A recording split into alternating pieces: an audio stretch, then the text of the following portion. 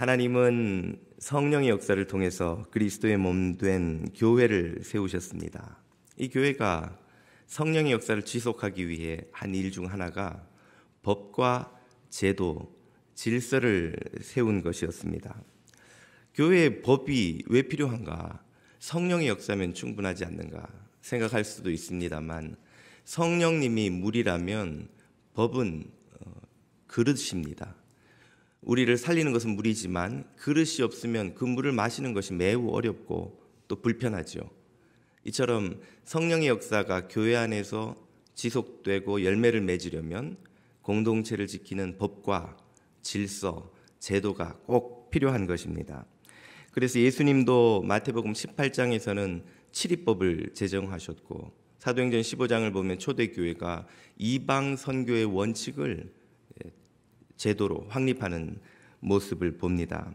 이후에도 성경과 교회사를 보면 때마다 교회는 여러 가지 도전에 대응하며 법, 제도, 질서를 만들어 왔죠. 오늘은 여러분과 이 교회의 법, 질서에 대해서 좀 살펴보려고 합니다. 나는 법, 제도, 질서는 잘 모르고 별로 관심도 없는데 하시는 분들도 계시겠지만, 잘 배워두시면 신앙생활 하는데 참 유익하리라 믿습니다. 또 교회와 특히 장로교회가 어떻게 운영되는가 하는 걸 이해하시는데도 도움이 많이 되시리라 생각합니다. 우리 교회가 가진 큰 법 두 개가 있습니다. 하나는 헌법이고 하나는 교회 내규입니다. 내규집도 이렇게 있습니다. 제 왼손에 이제 헌법이 있고 오른손에 교회 내규, 규정집이 있죠. 이 헌법은 무엇인가? 우리 교단 내의 모든 교회가 지키는 평균적인 법입니다. 모든 교단 교회가 예외 없이 이 법의 통제를 받죠. 이 헌법이 있는데 그럼 내규는 왜 필요한가 의문이 생길 수도 있습니다. 그것은 헌법이 평균적인 법이기 때문입니다. 우리 교단 해외 한인 장로회는 세계에서 제일 큰 교회는 아니지만 제일 넓은 지역에 있는 교단 중에 하나죠.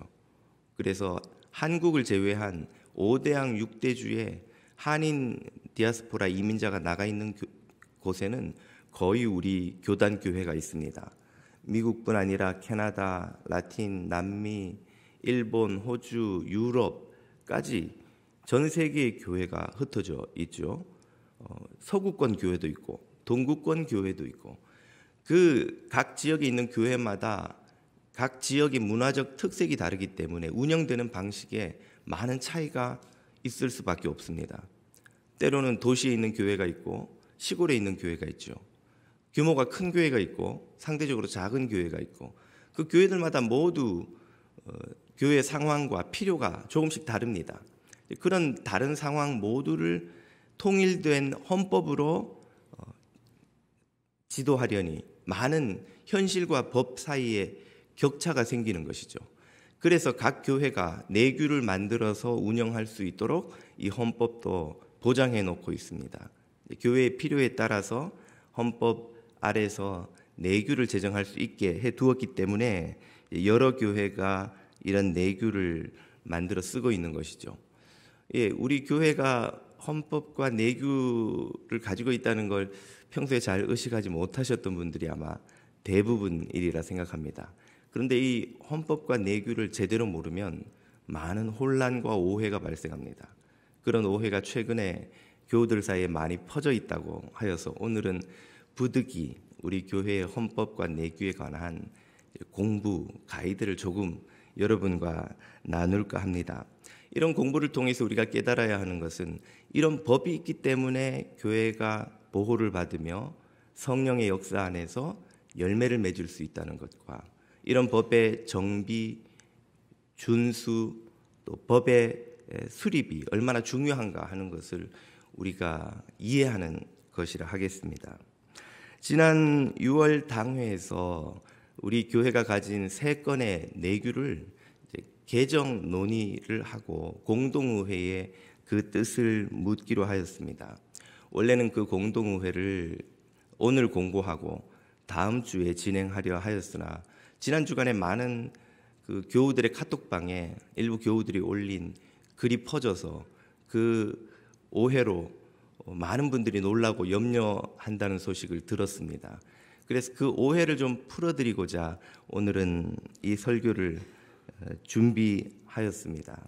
원래 기획했던 다음 주에 공동의회는 잠정 연기하고 어떻게든 교우 여러분들의 오해와 걱정을 최대한 덜어드리는 일을 먼저 해야 되겠다. 저와 당회가 판단한 것입니다.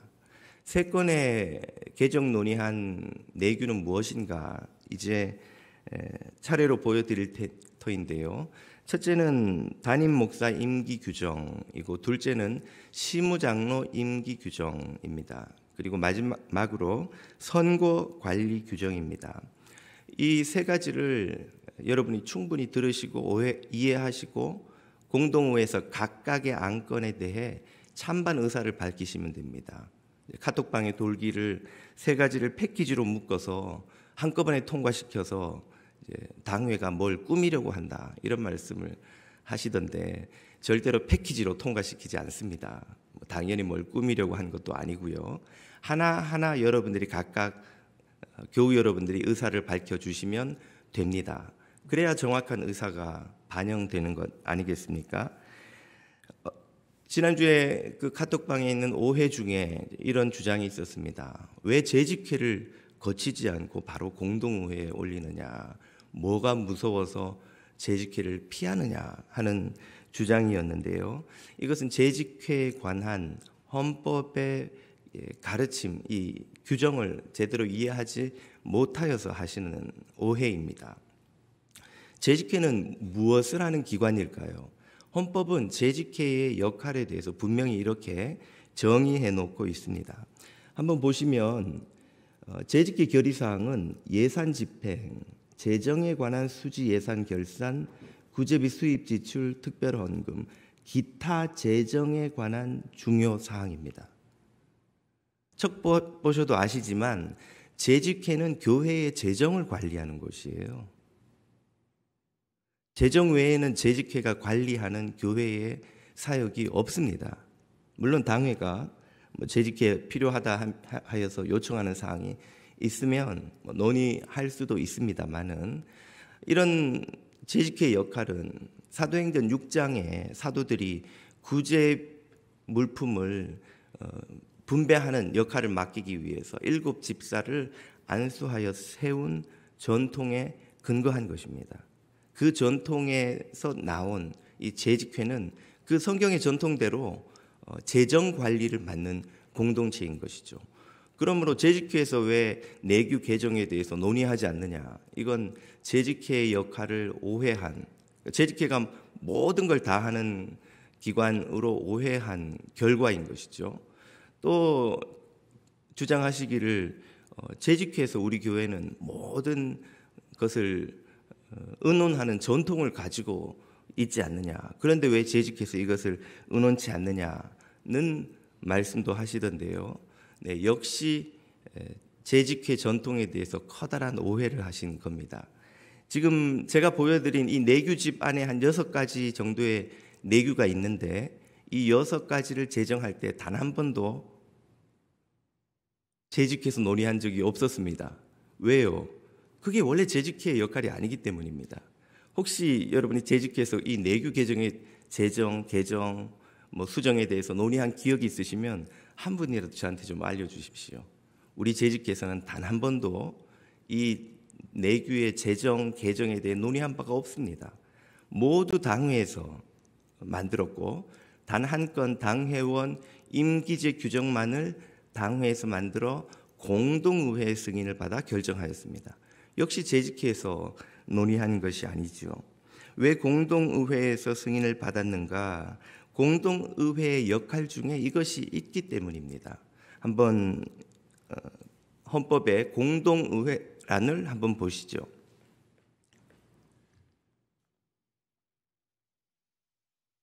여기서 보시면 아시지만 공동의회 결의사항에는 3번 직분자 선거가 있습니다. 직분자 선거를 포함해서 당회가 제시한 사항을 공동의회에서는 논의할 수가 있습니다. 그래서 당회가 여러 내규를 만들었지만 그 중에서도 당회원 임기제는 전 교인 총회의 승인이 필요한 중요한 사안이라고 생각해서 그거 한 건만은 공동의회에 상정하여서 찬반을 물어 내규를 제정한 것입니다. 그러니까 당회가 만든 안을 공동의회에 상정해서 교인총회의 뜻을 묻는 건 지극히 정당하고 바른 절차인 거예요. 재직회를 편법으로 패스한 것이 절대로 아닙니다. 재직회는 원래 이 안건을 다루는 기관이 아니기 때문에 그런 것이죠. 이것을 상정하는 기관은 당연히 당회지요. 왜 당회에서 하는가? 당회는 대의정치 제도인 장로교회에서 전 교인총회를 대표하는 교인 대표기구입니다. 당회가 대표기구예요. 왜 그렇습니까? 당회의 대표인 당회장, 교인들의 위임 투표를 통해서 세운 교회 리더입니다. 당회 구성원인 장로님들, 교인들의 선거를 통해서 3분의 2 이상의 지지를 받아서 교인 대표로 선정된 교회 대표입니다. 그들로 구성한 모임이 당회로서 교회의 모든 대소사를 교인총회를 대신해서 의논하고 결정하도록 교인총회가 위임한 거예요. 왜 그렇습니까? 교인들 중에 누구도 교인 전체의 3분의 2 이상의 지지를 받아 세움받은 당회장이나 당회원 같은 역할을 하는 이가 그런 권위를 부여받으니까 없습니다. 그렇기 때문에 이 모든 일이 당회의 지휘 아래 진행되는 것이죠. 그러므로 당회의 법적 행위는 헌법적 영적 권위를 부여받습니다. 당회원들은 예수 그리스도께서 사도에게 안수하여 세우신 그 권위를 2000년 동안 사도가 그 제자에게, 그 제자가 또 그 제자에게 안수하여 내려온 전통의 권위를 부여받습니다. 그러므로 당회가 교회를 무슨 잘못된 곳으로 몰고 가거나 편법을 부리거나 교인들을 속인다는 오해를 하지 말아 주시기를 간곡히 당부드립니다.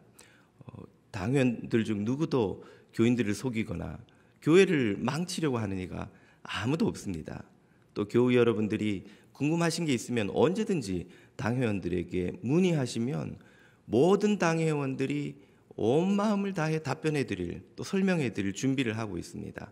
안타까운 것은 당회원들은 들어보지도 못했는데 당회에 관한 왜곡된 루머가 이곳저곳에서 퍼지는 것은 참으로 안타까운 일이 아닐 수 없습니다.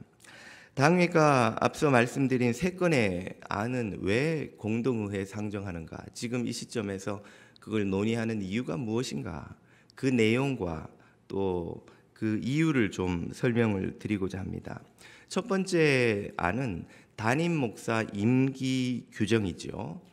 우리 뉴저지 장로교회 당회가 2014년에 당회원 임기제 내규를 만들었습니다. 여기에 들어있는 내용 중에 하나가 담임 목사의 임기 규정이죠. 예, 내규를 보시면 시무 6년, 안식 1년을 포함해서 7년을 임기제로 섬깁니다. 2010년부터 계산해서 2017년까지 7년 동안만 임기를 보장받는 거예요. 그리고 6년째 말에 재신임 투표를 통해서 교인 총회에 3분의 2 이상의 지지를 받으면 다시 7년을 연장해서 사역하고 신임 받지 못하면 그냥 안식년을 마치고 사임하도록 하는 게 핵심 내용입니다. 이 절차를 통해서 저는 2010년에 위임 투표에서 97%의 교우 여러분들의 지지로, 또 2016년에는 첫 번째 재신임 투표를 통해 88%의 지지로 정말 감사하게도 7년 섬기고 또다시 7년을 섬기는 그 재신임을 교우 여러분들이 해주셨습니다. 이 자리를 빌어 다시 한번 진심으로 감사드립니다. 부족하기 짝이 없는 목사를 또 기회를 주신 것 얼마나 감사한지요.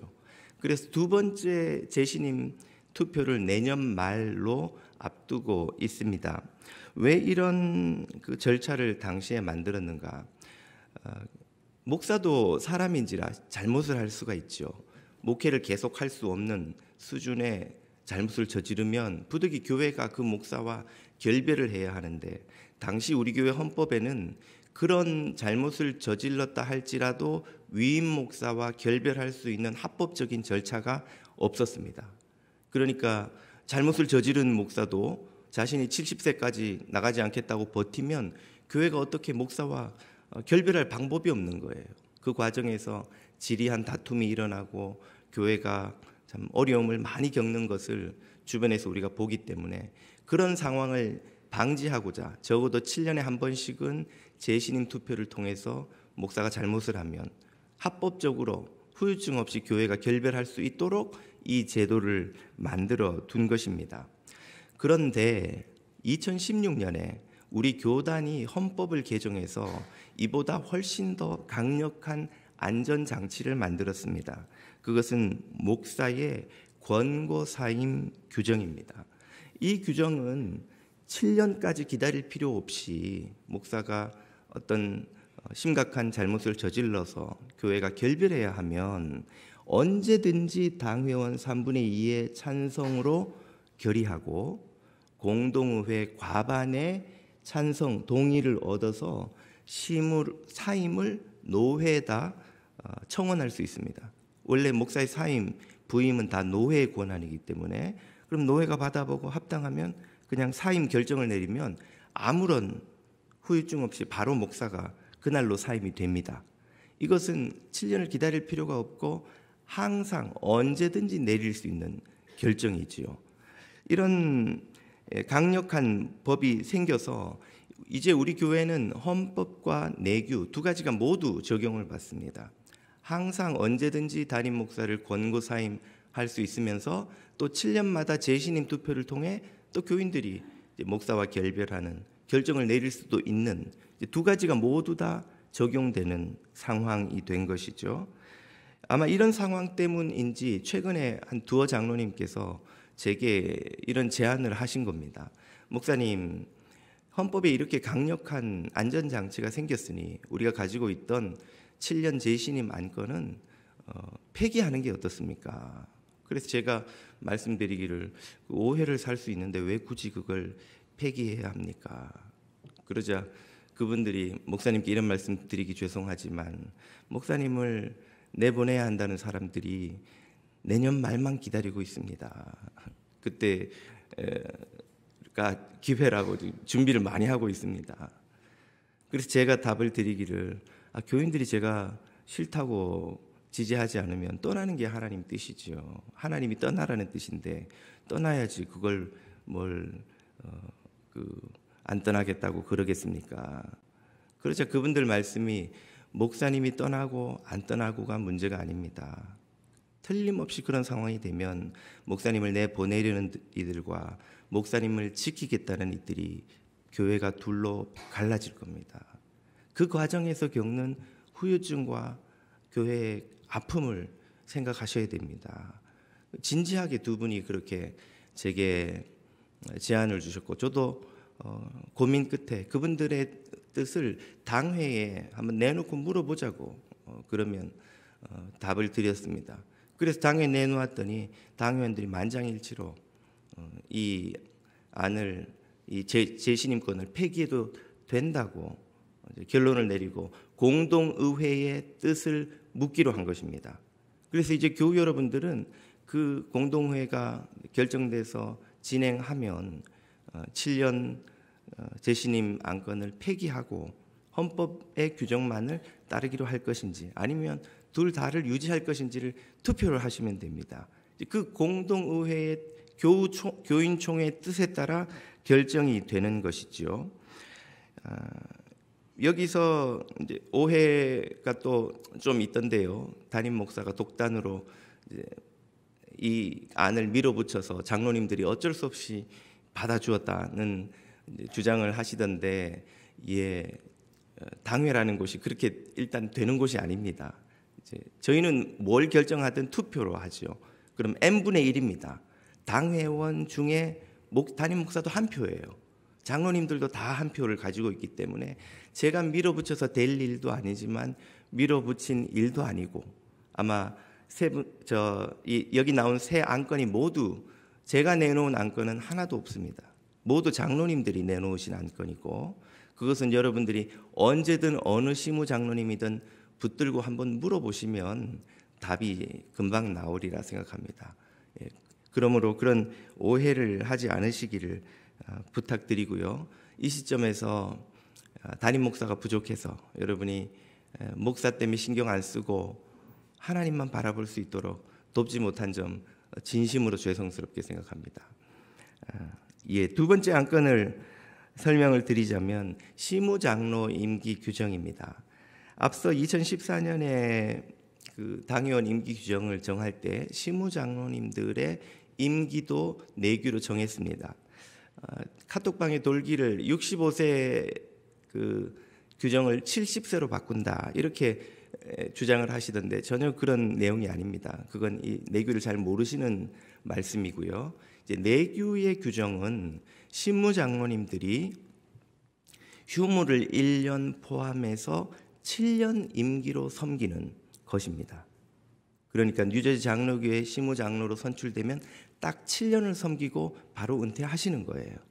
이건 헌법 규정에 비하면 절반에서 혹은 4분의 1까지 임기가 줄어드는 겁니다. 헌법에는 어떻게 되어 있는가 보시면 이 헌법 규정으로 좀 넘어가 주시죠. 헌법 37조 장로의 시무연한을 보시면 휴무 1년 포함 13년으로 되어 있고, 혹시 교회에서 재신임을 받으면 13년 임기를 연장할 수 있습니다. 그러니까 최소 13년, 길게는 26년을 섬기는 게 헌법인 거죠. 그러면 내규의 7년은 헌법의 절반 혹은 4분의 1밖에 안 되지요. 왜 이렇게 장로님들의 시무연한을 7년으로 줄여두었는가? 크게는 두 가지가 있는데요. 교회 규모가 작은 데서는 장로님들이 1년이라도 더 섬겨주시는 것이 교회에 큰 힘이 됩니다. 섬길 일꾼이 부족하니까요. 그러나 교회 규모가 커지면 많은 일꾼들이 섬기실 수 있는 분이 충분히 있는데도 불구하고 시무장로님들의 임기가 길면 다른 분들에게 기회가 돌아가지 않습니다. 7년에 한 번씩 새로운 시무장로를 세우면 훨씬 2배나 많은 시무장로님들이 교회를 섬기실 수가 있죠. 더 많은 분들이 섬길 수 있다는 장점이 있고, 두 번째는 이런 방식으로 시무장로님들의 그 로테이션이 되면 실제로 평균 연령이 계속 조금씩 떨어지는 효과가 생깁니다. 젊은 장로님들이 많이 세움을 받는다는 것이죠. 왜 젊은 장로님들이 좋은가? 젊지 않으면 장로도 못하나? 그런 뜻이 절대로 아니라는 걸 여러분이 아시겠죠. 오늘날 한인교회의 가장 큰 숙제는 다음 세대를 어떻게 선교할 것인가입니다. 젊은이들에게 복음을 어떻게 전할 것인가. 젊은이들에게 복음을 가장 전하기 좋은 효과적인 방법 중에 하나는 젊은 리더들이 복음 전파에 앞장서는 것이죠. 한 세대라도 내려갈수록 젊은이들과 더 의사소통이 쉽습니다. 그들의 필요를 잘 압니다. 전도하는데 훨씬 열매가 많이 맺힙니다. 청년부 목사님을 장년부의 나이가 지긋하신 목사님으로 세우지 않는 것과 같은 이유죠. 대개 청년부 목사님들은 여러분 보시면 젊은 목사님들이 서죠. 왜 그렇겠습니까? 장년 더 나이 많으신 50대, 60대 목사님들이 훨씬 노련하신데 그 노련함을 상쇄하고도 남는 젊음의 효과가 있기 때문이죠.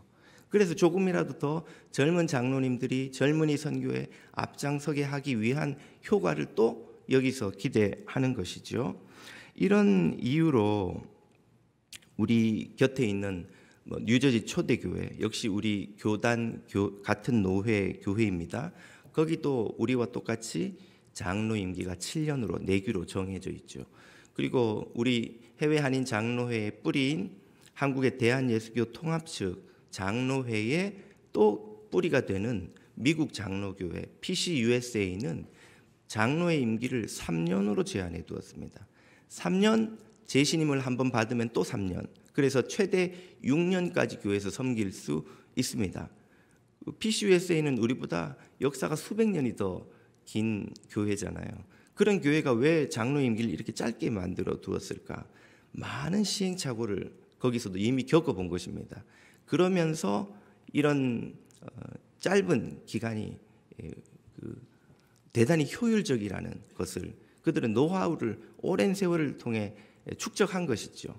아무튼 이런 이유로 우리 장로님들의 임기는 현재 7년으로 정해져 있습니다. 그런데 최근에 일부 교우들께서 지속적으로 이 장로의 임기가 짧아서 사역의 연속성에 한계가 있다는 지적을 하시면서 장로 임기를 헌법을 따라서 13년, 재신임 26년 이렇게 원래 헌법대로 가야 되지 않느냐는 문제 제기를 해오셨습니다. 그런 안이 이제 당회에 들어와서 당회에서 논의한 끝에 당회에서 사실은 결론이 제대로 안 나서 교인 총회에 답을 맡기기로 했습니다.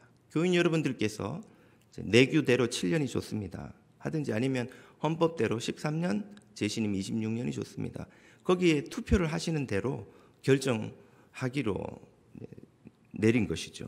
이 진행 과정에 대해서 또 카톡방에서 주장하시기를 시무장로들이 자신의 임기를 늘리려고 이런 무리한 시도를 한다고 주장이 나오시던데, 어떤 결론이 나든 현재 시무장로님들의 임기는 바뀌지 않습니다. 7년으로 가든 13년으로 가든 현재 이미 임직하신 분들은 그냥 7년으로 끝나는 거예요. 그게 공고문에 분명히 명시가 되어 있었습니다. 아직 날짜가 안 나와서 공고문을 올리진 않았습니다만은, 그러므로 현재 시무장로님들이 그런 임기를 늘리려고 이런 시도를 한다는 오해는 절대로 하지 않으시기를 당부드립니다. 마지막은 선거 관리 규정입니다. 네. 당회는 2017년에 선거 관리 규정 내규를 정했습니다. 이 규정에 여러 가지 조항이 있습니다만 지금 문제가 된 핵심 규정은 이것인데요. 항존직 선거 시 그 후보를 추천을 하여서 투표한다는 것입니다. 그 추천을 누가 하는가? 당회와 공천위원회가 5대 5의 비율로 후보를 추천하는 겁니다. 예를 들어서 4분의 장로님을 증선한다. 그러면 보통 2배수인 8분 혹은 1.5배수인 6분, 이런 그 후보를 당회와 공천위원회가 5대 5의 비중을 가지고 미리 투표를 합니다. 이때 공천위원회는 시무, 권사, 안수집사, 구역 섬김이 도우미로 구성이 되죠. 이렇게 해서 추천된 후보를 놓고 교인총회, 공동의회에서 투표를 진행하는 방식이죠. 왜 미리 후보를 추천하는가? 거기에는 이런 이유가 있습니다. 우리 교회가 팬데믹 전을 기준으로 직전으로 아이들까지 출석 인원이 거의 2,000명에 달합니다. 캠퍼스가 양쪽에 두 곳으로 나뉘어 있죠. 장년 투표권이 있는 장년들도 1, 2, 3, 4부, 청년부, EM까지 예배가 6개로 흩어져 있습니다. 실제 본인이 드리시는 예배의 교인이 아니면 누가 누군지도 모르는 교인이 절반이에요. 함께 예배 드리는 예배 그룹 안에서도 사실은 누가 누군지 잘 모릅니다. 한마디로 투표할 때 적절한 일꾼이 어디 있는지를 모르는 교인들이 절반에 가깝다는 겁니다. 나는 우리 교회 다 누가 일꾼인지 알겠는데 그거는 우리 교회에서 역사가 좀 되셨다는 뜻이에요. 우리 교인들의 장년 교인들의 절반 이상이 한 10년에서 15년 사이에 오신 분들이고 그분들은 누가 누군지 사실은 잘 몰라요. 여러분도 지금 일부를 들으시지만 여기 일부에 있는 교인들을 다 아신다고 못하시겠죠. 그러다 보니 여러 가지 부작용이 생깁니다. 어떤 부작용인가? 투표 때가 되면 여기저기 전화가 걸려오죠. 누구를 찍어라, 누구는 찍으면 안 된다. 그리고 그 과정에서 비방도 일어나고 당회에 여러 차례 당부에도 불구하고 불미스러운 일들이 투표 때마다 일어납니다. 또 후보를 잘 모르니 친한 분들이 쪽지에 적어주는 대로 그냥 몇 줄의 교우들이 그냥 다 똑같은 답을 적어내는 일들도 매 투표 때마다 매번 권면드렸습니다만 반복되고 있습니다. 이런 일뿐 아니라 이단이나 사이비, 교회의 불순한 의도를 가진 이들이 교회를 장악하려는 시도에 항상 노출되어 있고 그런 염려를 당회와 교우들이 해왔습니다. 그래서 당회는 성경이 말씀하시는 바 성령과 지혜가 충만한 일꾼을 후보로 추천할 만한 필요를 느끼는 것이죠. 그래서 교우들이 바른 선택을 할 수 있도록 준비된 일꾼들을 추천할 필요를 느낀 것입니다. 당회는 어떻게 그걸 아는가? 당연히 목사와 장로님들은 그런 교우들에 대한 정보를 다른 일반 교우들보다 훨씬 많이 알고 있을 뿐 아니라 그분들의 예배, 섬김, 봉사, 헌금, 또 선교, 양육에 관한 정보를 다 가지고 있습니다. 양육, 그분이 받은 교회 내의 모든 양육의 데이터가 다 데이터화가 되어 있죠. 헌금 통계는 매주 나오고요. 그 외에도 그분이 섬긴 부서에 대한 통계도 어떤 사역을 했는지가 다, 또 구역에서 어떻게 사역했는지가 모두 통계가 교회는 있습니다. 그런 정보에 접근할 수 있는 위치에 있는 이들이 당회원들이죠. 그리고 공천위원들은 그런 정보를 접근하지는 않지만 현장에서 구역 섬김, 도우미 사역을 하며 혹은 안수집사, 시무권사로 사역을 하며 주변에 어떤 일꾼들이 적절한 준비된 일꾼들인가 하는 것을 판단할 수 있는 분별력이 있다고 보는 것입니다. 그래서 당회와 공천위원회가 이런 후보를 추천해서 교우들의 투표를 선택을 돕겠다는 게 이 내규의 취지입니다. 그런데 최근에 일부 교우들로부터 이런 제도가 당회에 지나친 권한을 부여해서 교인들의 선택권을 제한한다는 비판이 일었습니다. 그래서 이런 내규를 폐지하고 헌법대로 가자는 주장이 나온 것이죠. 헌법은 어떻게 되어 있는가 한번 보시면 공동의회에서 이런 후보 추천 없이 바로 투표하게 되어 있습니다. 그러니까 여러분이 누구를 적어야 할지 아무런 가이드가 없는 상태에서 그냥 무작위로 적는 것이죠. 그러나 1차 투표에서 3분의 2 득표자가 나오지 않으면 당회의 추천이 또 헌법에도 정해져 있습니다.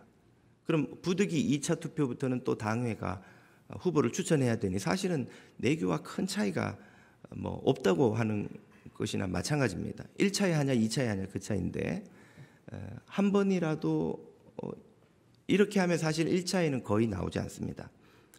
지금까지 단 한 번도 나온 적이 없었죠. 후보가 좁혀지질 않으니까요. 3번밖에 못합니다. 노회에 우리가 허락받은 인원을 투표하기 위해서 3번 할 때까지 인원이 안 나오면 그 회기에는 그냥 넘어가야 되는 거예요. 그러므로 한 번이라도 기회를 줄이기 위해서는 내규에 세이브하기 위해서는 내규의 규정이 합당하다고 보기 때문에 당회는 이런 규정을 만든 것인데요. 그러나 이 역시도 당회가 결정하기보다 공동의회 회부에서 교인들이 더 원하는 쪽으로 투표하여 결정키로 했던 것입니다. 아무튼 이것을 왜 이 시점에 하느냐? 사실은 올해에 장로 중선 4분을 하기로 노회 허락을 받아서 9월 전에 투표를 해야 합니다. 그렇지 않으면 회기를 넘기는 거예요. 또 새로 신청하고 받고 하는 거죠. 그래서 가급적이면 9월 전에 이 공동회를 끝내고 공고해서 장로 증선까지도 하려고 했던 것인데 아무튼 교우들이 오해를 하시니 공동회는 일단 연기하였습니다. 이 외에도 오해가 적지 않은 줄 압니다. 시간 관계상 카톡방에 떠 있는 모든 질문에 대한 답을 이 시간에 다 드리지는 못했는데요. 앞서 당부드린 것처럼 오해나 궁금하거나 불만이 있으면 주저하지 말고 우리 교역자들이나 당회원들에게 질문을 주십시오. 저희들이 최대한 설명을 드릴 건 드리고 혹 저희들이 잘못한 게 있으면 사과드리고 또 고치는 노력을 주저하지 않겠습니다. 하나님은 초대교회에서 그러셨던 것처럼 지금도 성령을 통해 세우신 교회의 법과 제도를 통해 질서를 세우시고 또 기름 부은 목회자와 장로를 통해 교회를 이끌고 계십니다. 우리가 하나님을 믿는다면 그 증거는 하나님이 세우신 법과 질서를 존중하고 순종하는 데 있는 것이죠. 우리가 하나님께 순종하는 성도라는 것은 눈에 보이는 하나님이 세우신 목회자와 장로에게 순종하는 걸 통해서 드러나는 것입니다. 부족한 인간 김도환에게 여러분이 순종하라는 뜻이 절대 아닙니다. 하나님께서 세우신 당회장과 당회원들이 하나님이 세우신 법과 질서를 따라 교회를 치리할 때 그 질서에 순종해 주십사 하는 것입니다. 어떤 목사도 어떤 장로도 교회에 해를 끼치기 위해 무언가를 기획하는 이들은 없다는 것을 여러분이 이해해 주시기를 부탁드립니다. 우리 모든 뉴저지 장로교회 성도 여러분들이 질서를 존중하고 영적 지도자에게 순종하여 그리스도의 몸된 교회를 세우는 천국 백성이 다 되시기를 주님의 이름으로 축복합니다. 기도드리겠습니다.